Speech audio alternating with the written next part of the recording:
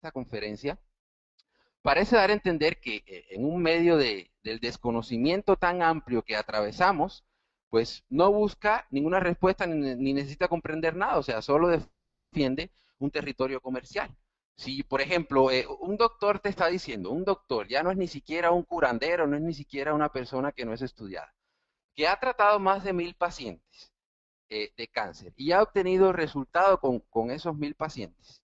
Y ese doctor es presidente de organizaciones importantes, tiene maestría, tiene doctorado, es un doctor que ha dado congresos internacionales, está totalmente probado, ha dado conferencias en universidades, y tú le dices que es un escéptico, que su tratamiento no funciona, que las vitaminas y los minerales no funcionan, pues entonces no queda de otra que interpretar de que estás defendiendo un territorio comercial. Entonces, para la industria farmacéutica, tratar la enfermo agonizante, señores, es un gran negocio, ¿sí?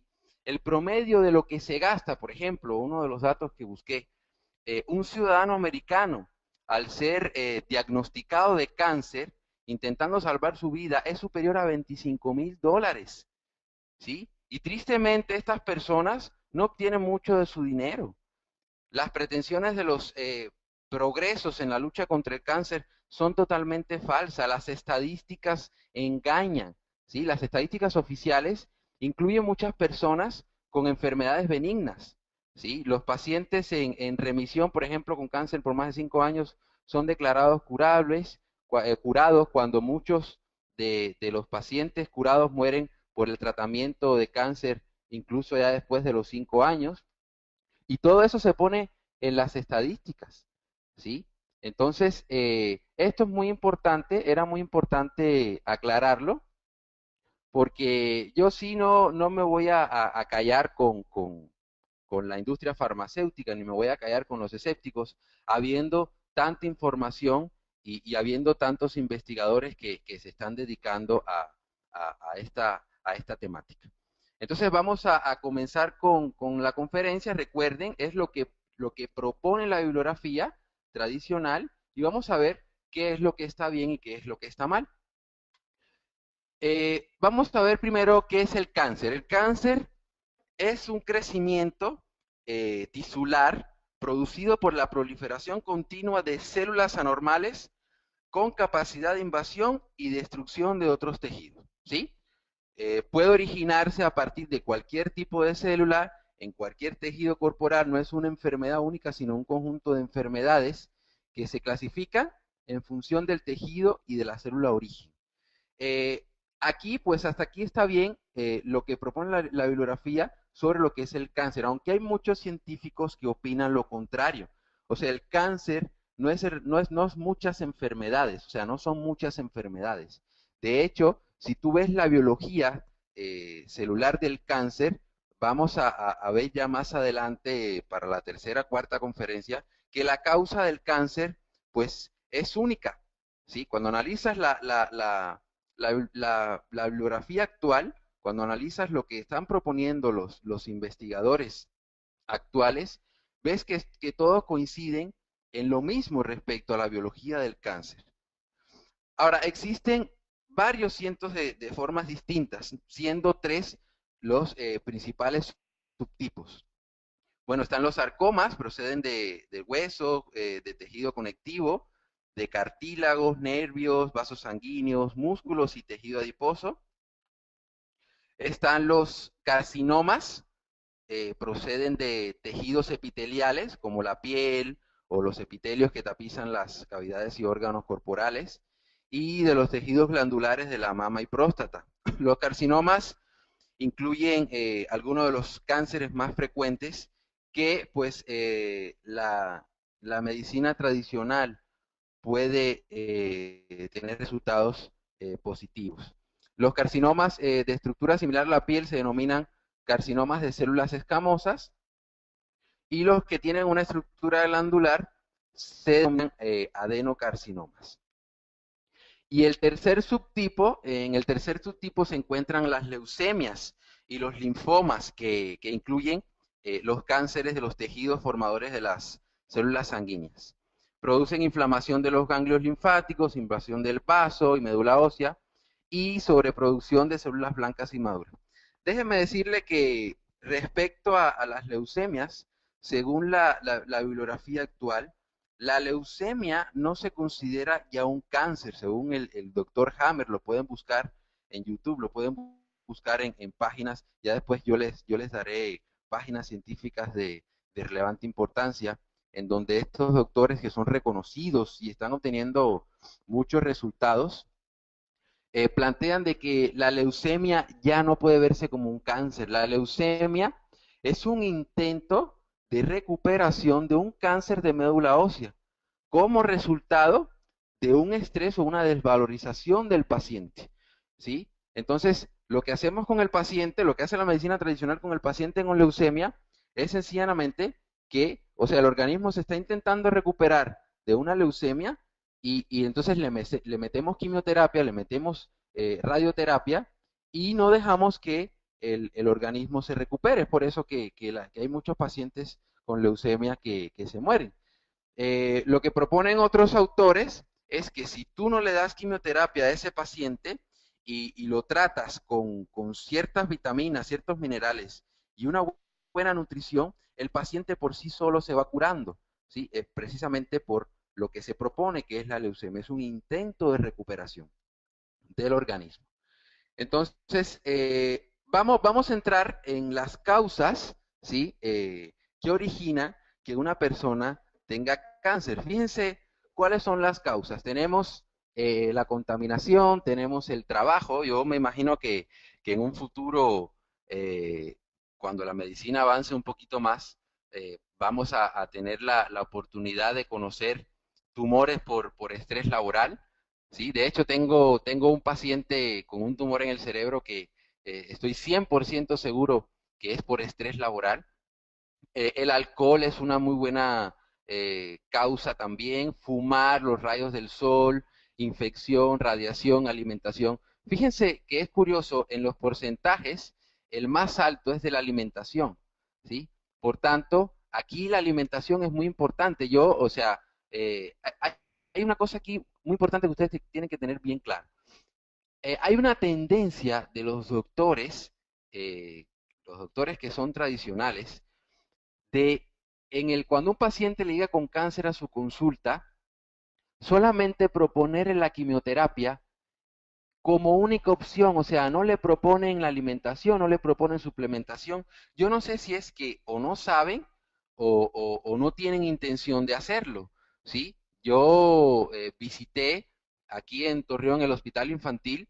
De hecho, yo tengo en el hospital infantil ya 2 remisiones completas de cáncer en niños.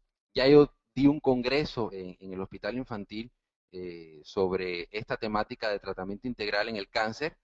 Y al primer niño que traté, cuando me invitan a entrar al hospital infantil, eh, eh, pues después de la quimioterapia se estaba tomando el niño una coca. O sea, yo me molesté, o sea, con las enfermeras, como dije, ¿cómo es posible que este niño se esté tomando una coca? Que la coca, ya ustedes saben, todo el contenido que tiene, el aspartame, el glutamato monosódico, los ácidos que tienen. O sea, si la quimioterapia induce a una acidez, de hecho ya está demostrado que la quimioterapia es cancerígena, ¿sí? Eh, ¿Cómo es posible que te estés introduciendo un alimento chatarra y que el doctor lo permita? Entonces, rápidamente, pues le quité la coca a ese niño y pues le empecé a inducir buenos hábitos de alimentación. Entonces, yo no veo por parte de los doctores una actitud positiva hacia cambiar la alimentación, ¿sí? En los pacientes con cáncer, ¿qué es lo primero que se debe hacer? Lo primerito que se debe hacer es cambiar la alimentación. Entonces, las causas del cáncer, como estamos viendo en esta gráfica, pueden ser multifactorial, ¿sí? No solamente la alimentación está vinculada, también, por ejemplo, está la contaminación. Recuerden que estamos viviendo en un mundo en donde en un mundo industrializado en donde las industrias pues desprenden contaminantes y nosotros pues estamos expuestos a esos contaminantes. El estrés del trabajo, el alcohol, fumar, rayos del sol, infección, radiaciones, todas esas causas pueden contribuir a que la persona en un futuro pueda manifestar cáncer.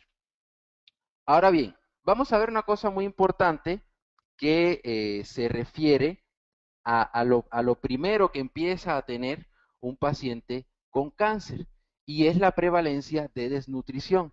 Si nosotros consultamos desde el punto de vista nutricional, desde el punto de vista médico, a los pacientes una vez al mes, pues aquí en un paciente con cáncer la consulta tiene que ser diferente, ¿sí? El paciente con cáncer hay que consultarlo mínimos cada 15 días, quincenalmente, ¿sí? Y semanalmente. Ya después vamos a ver el por qué. Pero sí existe una prevalencia de desnutrición.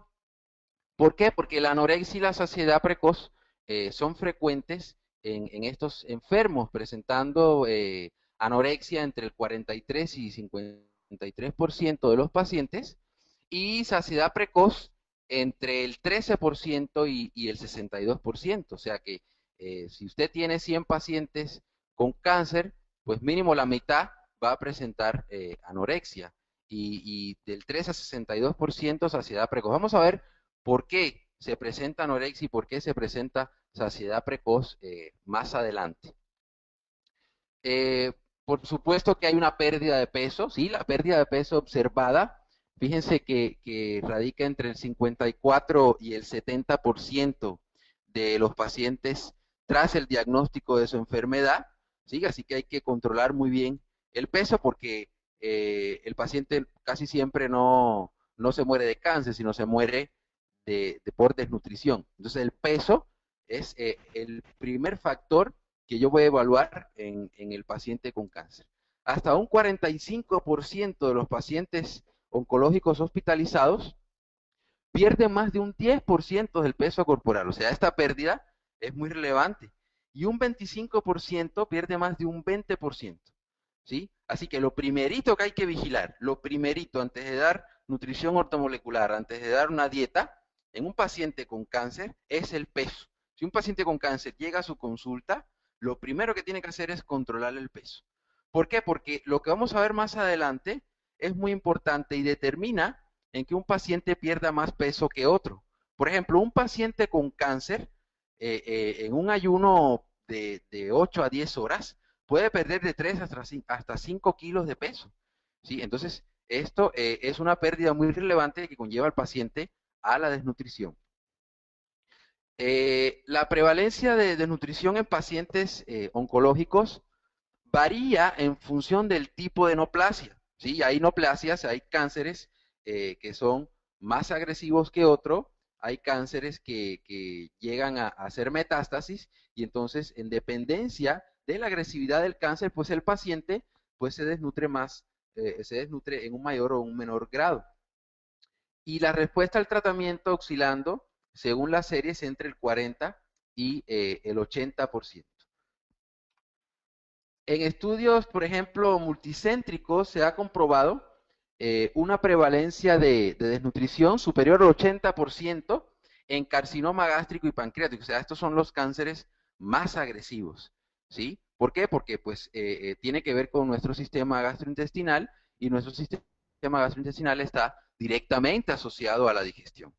Del 54 al 64% en carcinoma de colon, próstata y pulmón, y de un 31-40% en carcinoma de mama, neoplasias hematológicas y sarcoma.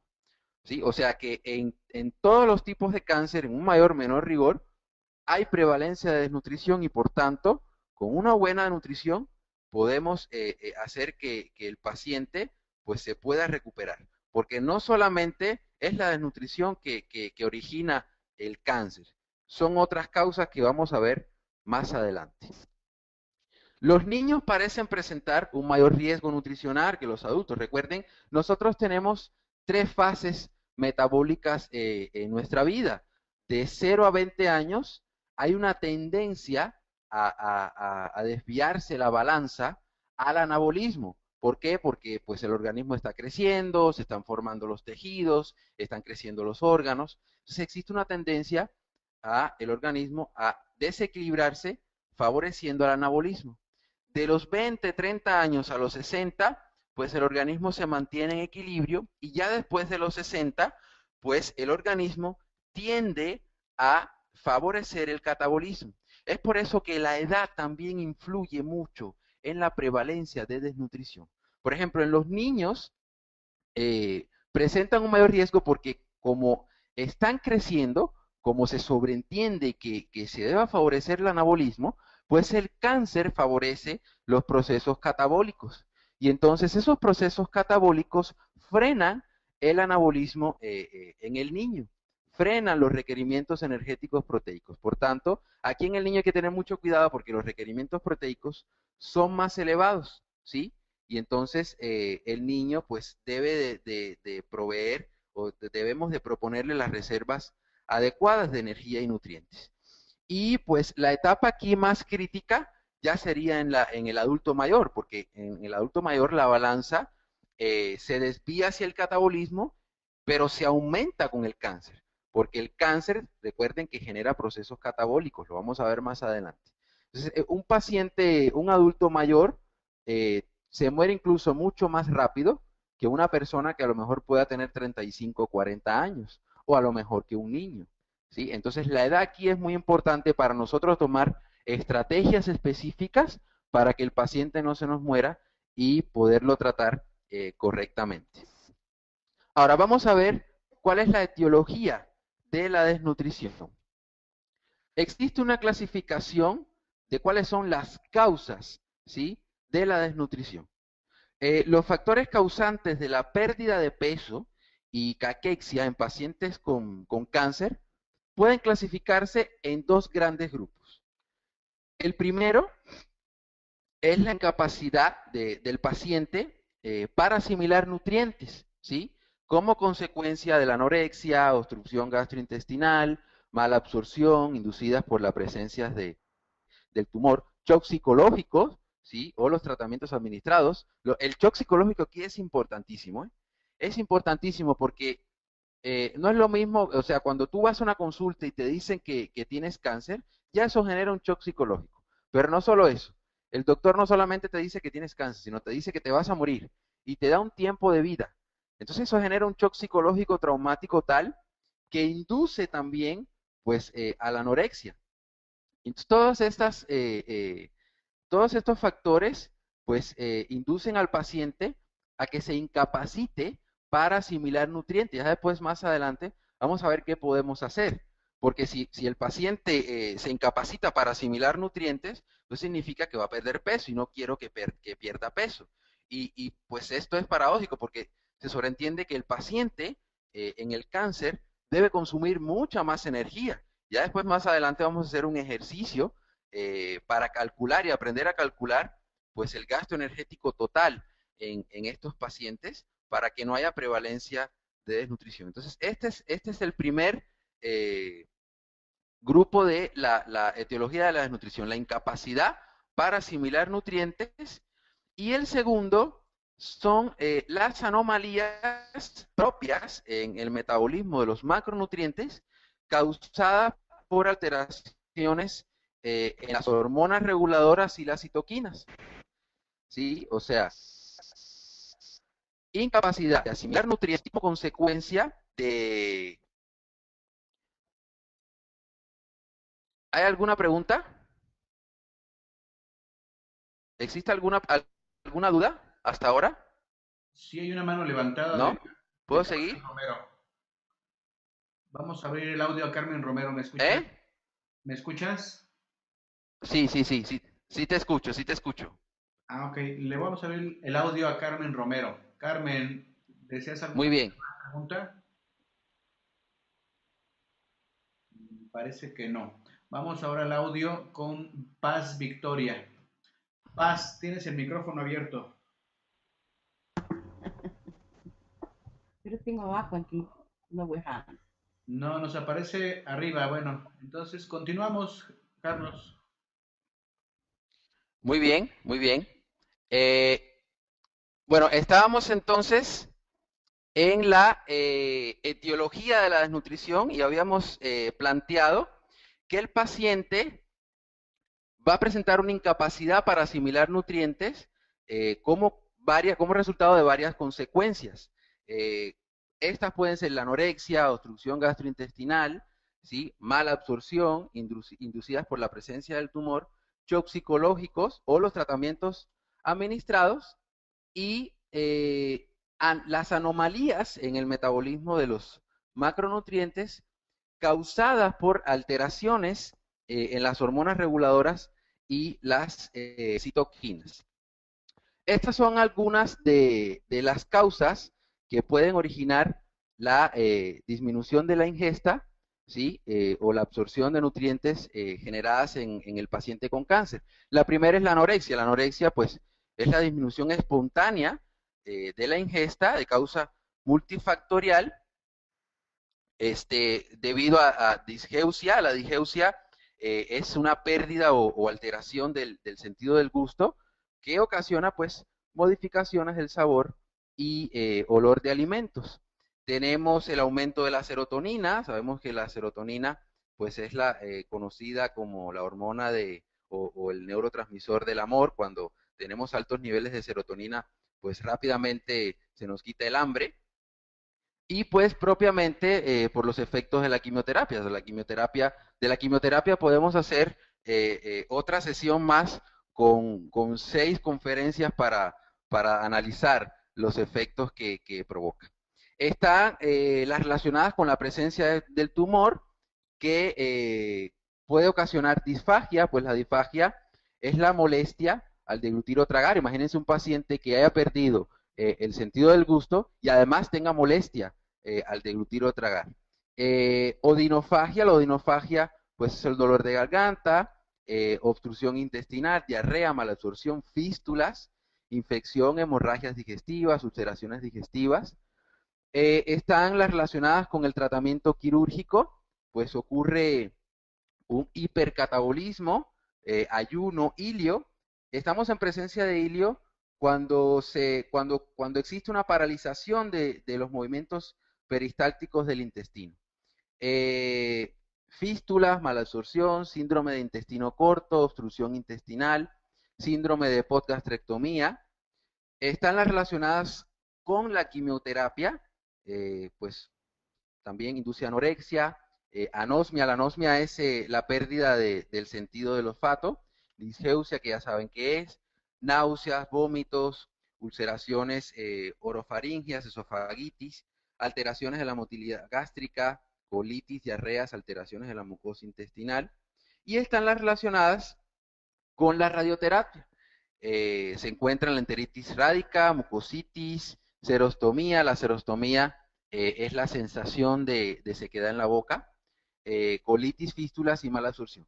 Así que fíjense todas las causas que se pueden presentar en un paciente para que traiga como resultado de que el paciente disminuya la ingesta o la absorción de nutrientes. Entonces nosotros tenemos que hacer una buena valoración clínica física de ese paciente para ver cuáles son las causas que está originando, ¿sí?, que ese paciente disminuya la ingesta. Aquí ya tenemos 4 seguras, ¿sí?, relacionadas con la presencia del tumor, relacionadas con el tratamiento quirúrgico, quimioterapia y radioterapia. Porque no existe ningún paciente que se digne o que tenga el valor de no hacer la quimioterapia, ¿sí? Todos los pacientes, como tienen miedo, como los doctores le dicen que si no se dan la quimioterapia, pues se van a morir más temprano, entonces pues se hacen la quimioterapia y se le aumenta esta anorexia. ¿Por qué? Porque ya él presenta las asociadas al tumor, ¿sí? Entonces se hace una gran complicación hacer que ese paciente pueda comer, pueda digerir los alimentos, pueda tomarse la suplementación, ¿sí? Entonces esto es muy importante analizarlo. Déjeme decirle que ya existen pacientes, por ejemplo, la doctora Susan Powell, la pueden buscar en internet, ya está tratando pacientes sin quimioterapia, sin radioterapia, sin tratamiento quirúrgico, solamente a base de tratamiento integral con dieta y suplemento, y está obteniendo resultados increíbles, ¿sí? yo abogo por eso, yo abogo por el tratamiento sin la quimioterapia. Actualmente, con todo lo que hemos descubierto de la quimioterapia y con todas las investigaciones que se están planteando de la quimioterapia que está obsoleta, vamos a abogar por un tratamiento sin quimioterapia. Entonces, vamos a ver, vamos a analizar esta gráfica, ¿sí? Que es tan importante para poder comprender desde el punto de vista metabólico qué es lo que pasa, por qué se genera esta anorexia y esta caquexia, que vamos a ver más adelante qué cosa es la anorexia más detalladamente y qué cosa es la caquexia. Pues fíjense, como bien ustedes ven en la gráfica, tenemos el tumor. El tumor induce, ¿sí? A un aumento o un desequilibrio de las citoquinas proinflamatorias. ¿Qué son las citoquinas proinflamatorias? Las citoquinas son un conjunto de proteínas de pequeño peso molecular sintetizadas por muchas células, especialmente las células del sistema inmune, ¿sí? O sea que su función es inmunorreguladora. La función de las citoquinas son inmunorreguladoras, siendo fundamentales la comunicación y en las interacciones que establecen las células del sistema inmune entre sí y con otras células. O sea que las citoquinas hacen que el sistema inmune, ¿sí?, pueda trabajar correctamente y regule la comunicación y las interacciones de las células y principalmente del sistema nervioso.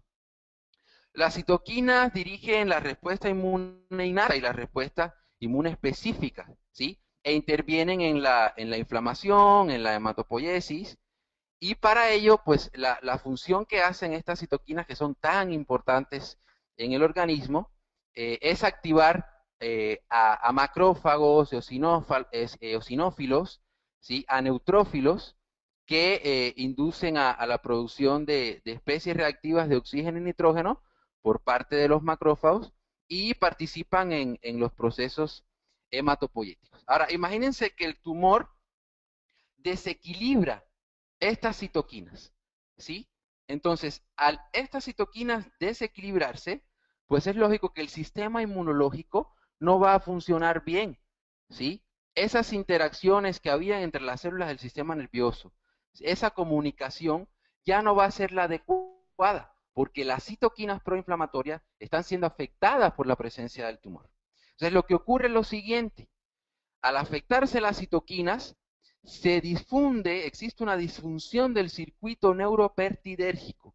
¿Qué significa neuropertidérgico? Bueno, el circuito neuropertidérgico, péptido, pues significa proteínas, y neuro, pues el sistema nervioso. Nosotros podemos encontrar en el circuito neuropertidérgico determinadas sustancias importantísimas que hacen función de neurotransmisores, de hormonas, y son importantes en el sistema nervioso. Se encuentran, por ejemplo, me viene a la mente las endorfinas, la encefalina, vasopresina, oxitocina, la gastrina, somatostatina, colecistocinina, hormona luteinizante, enteroglucagón. O sea, todas esas hormonas son importantísimas en el sistema nervioso y en este circuito neuropertidérgico. Imagínense, si las citoquinas proinflamatorias están alterando este circuito neuropertidérgico, pues lógicamente al desequilibrarse este circuito, pues eso va a inducir a una anorexia. Otra de las cosas que hacen las citoquinas cuando están descontroladas es que inhiben la LPL, ¿sí? La LPL es lo que conocemos como la lipoproteína lipasa, ¿sí? La lipoproteína lipasa, pues es una enzima que se encuentra en el organismo, importantísima, que tiene que ver con el metabolismo de los ácidos grasos. Esta enzima pues es capaz de hidrolizar, o sea, de romper los triglicéridos en partículas o en ácidos grasos más pequeños. Por ejemplo, hidroliza los triglicéridos en diacilglicéridos, en monoglicéridos, hasta llegar a estructuras más pequeñas como son los ácidos grasos y glicerol. Esta enzima se encuentra adherida a las paredes de los capilares sanguíneos es sintetizada por las grasas y el músculo, y pues una vez liberados los ácidos grasos, una pequeña porción circula libremente en plasma, unidos pues a la albúmina y un volumen mayor es transportado a los tejidos. Entonces, carcinomas de células escamosas y los que tienen una estructura glandular se denominan adenocarcinomas. Y el tercer subtipo, en el tercer subtipo se encuentran las leucemias y los linfomas que incluyen los cánceres de los tejidos formadores de las células sanguíneas. Producen inflamación de los ganglios linfáticos, invasión del vaso y médula ósea y sobreproducción de células blancas inmaduras. Déjeme decirle que respecto a las leucemias, según la bibliografía actual, la leucemia no se considera ya un cáncer, según el doctor Hammer, lo pueden buscar en YouTube, lo pueden buscar en páginas, ya después yo les daré páginas científicas de relevante importancia, en donde estos doctores que son reconocidos y están obteniendo muchos resultados, plantean de que la leucemia ya no puede verse como un cáncer. La leucemia es un intento de recuperación de un cáncer de médula ósea. Como resultado del cáncer, pues es única.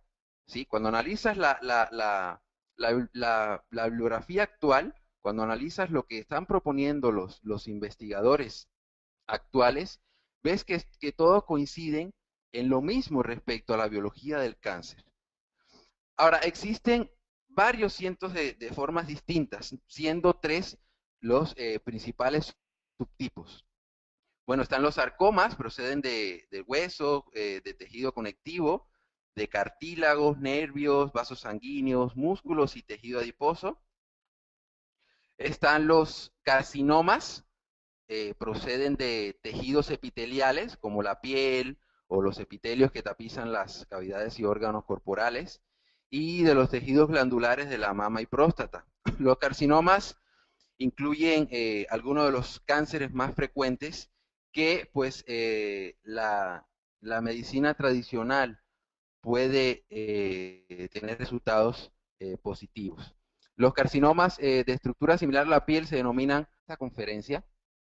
Parece dar a entender que en un medio del desconocimiento tan amplio que atravesamos, pues no busca ninguna respuesta ni necesita comprender nada, o sea, solo defiende un territorio comercial. Si, por ejemplo, un doctor te está diciendo, un doctor ya no es ni siquiera un curandero, no es ni siquiera una persona que no es estudiada, que ha tratado más de 1000 pacientes de cáncer y ha obtenido resultado con esos 1000 pacientes. Y ese doctor es presidente de organizaciones importantes, tiene maestría, tiene doctorado, es un doctor que ha dado congresos internacionales, está totalmente probado, ha dado conferencias en universidades, y tú le dices que es un escéptico, que su tratamiento no funciona, que las vitaminas y los minerales no funcionan, pues entonces no queda de otra que interpretar de que estás defendiendo un territorio comercial. Entonces, para la industria farmacéutica, tratar la enferma agonizante, señores, es un gran negocio, ¿sí?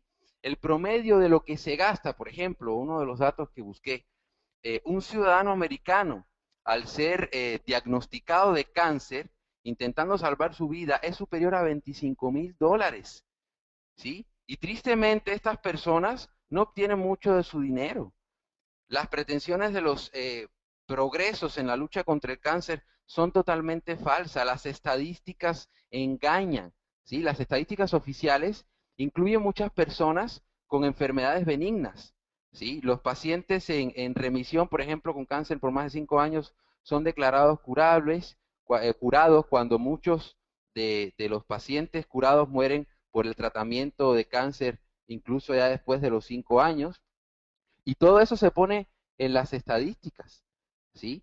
Entonces, esto es muy importante, era muy importante aclararlo, porque yo sí no me voy a callar con la industria farmacéutica, ni me voy a callar con los escépticos, habiendo tanta información y habiendo tantos investigadores que se están dedicando a esta temática. Entonces vamos a comenzar con la conferencia. Recuerden, es lo que propone la bibliografía. tradicional y vamos a ver qué es lo que está bien y qué es lo que está mal.